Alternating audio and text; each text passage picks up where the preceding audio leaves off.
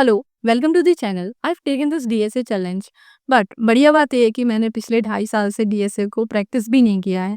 और फिर मैंने 1.5 महीने पहले सोचा कि लेट्स रीस्टार्ट दिस, बट अब मोटिवेशन ही नहीं आ रहा है, कंसिस्टेंसी तो हो ही नहीं पा रही है।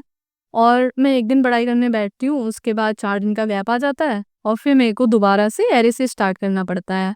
मेरे साथ ही ये प्रॉब्लम हो रही है या आप भी सेम तरीके की प्रॉब्लम फेस कर रहे हैं?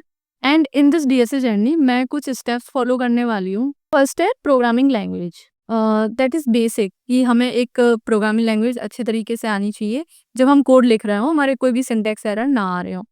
Second is algorithms. अगर मेरे सामने कोई एक नया क्वेश्चन आ जाता है कि मुझे इसे सॉल्व करना है, बट अगर मुझे पता ही नहीं है कि इसमें किस एल्गोरिथम का यूज़ करना चाहिए, तो फिर वो क्वेश्चन को सॉल्व करने की प्रोबेबिलिटी बहुत ज़्यादा कम हो जाती है।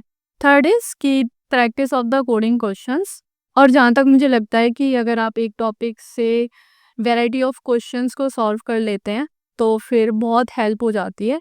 इसके बाद आता है कि रिसोर्सेज, तो रिसोर्सेज में मैं जीएफजी प्रेफर करूँगी, बिकॉज जब भी मुझे डॉक्यूमेंटेशन की नीड पड़ेगी मैं जीएफजी पे जाऊँगी, वहाँ पे एक टॉपिक से रिलेटेड डॉक्यूमेंट रीड करूँगी and I will be okay and will practice some coding questions from there.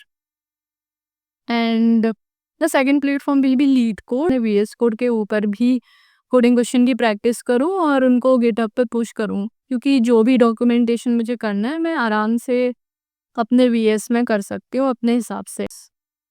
I don't know कि ये चैलेंज मुझे किस तरीके से हेल्प करेगा, बट आई बिलीव कि मेरे में थोड़ा इम्प्रूवमेंट आएगा।